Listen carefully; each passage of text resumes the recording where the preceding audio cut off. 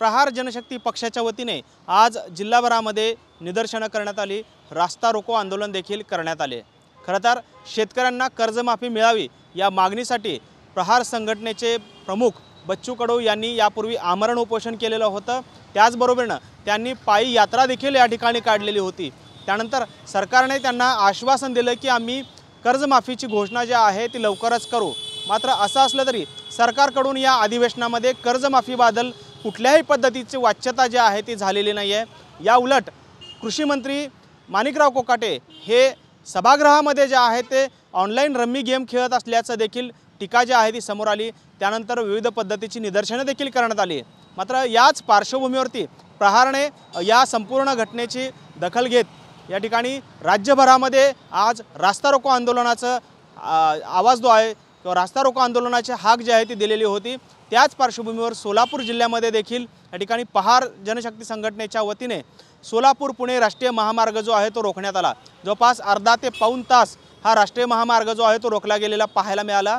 सोलापूर पुणे राष्ट्रीय महामार्गावरती पाकणी येथे हा रास्ता रोको जो आहे तो करण्यात आला। खरं तर प्रामुख्याने यामध्ये प्रहार जनशक्ती संघटनेचे संपूर्ण जिल्ह्यातले पदाधिकारी जे आहेत ते या रास्ता रोकोसाठी या ठिकाणी उपस्थित झाल्याचं पाहायला मिळालं।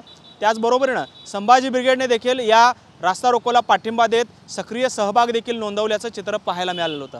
खरं तर पोलिसांकडून या कार्यकर्त्यांना जे आहे अखेरीस त्यांची उचलबांगडी करून त्यांना व्हॅनमध्ये टाकून नेण्यात आलं। दुसरीकडे महिला आघाडीच्या जिल्हाध्यक्षा ज्या आहेत प्रहार संघटनेच्या त्यांनी मात्र आक्रमक पवित्रा घेत रस्त्यावर बराच काळ आपला ठिय्या जो आहे तो दिलेला पाहायला मिळाला।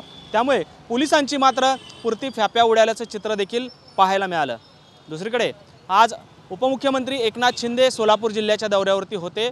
सोलापूर विमानतळावर आल्यानंतर ते पंढरपूरला संत नामदेव महाराजांच्या वतीने त्यांच्या संस्थांच्या वतीने एकनाथ शिंदे यांना हा पुरस्कार जो आहे संत नामदेव महाराजांच्या नावाचा पुरस्कार एकनाथ शिंदे यांना देण्यात आलेला होता आणि त्यासाठीच एकनाथ शिंदे आज पंढरपूर दौऱ्यावरती होते।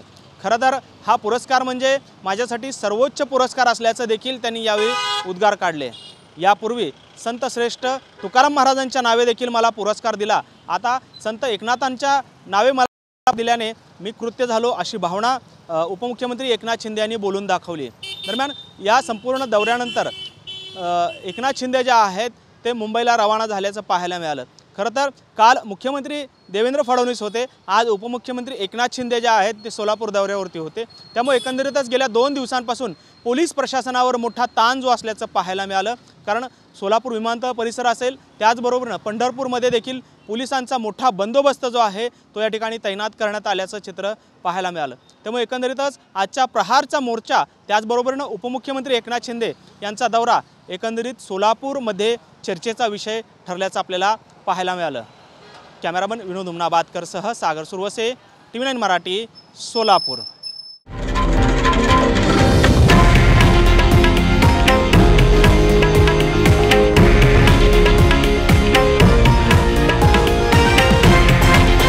हे आहे देशातील नंबर 1 न्यूज नेटवर्क आणि आपण पाहत आहात TV9 मराठी, एकमेव।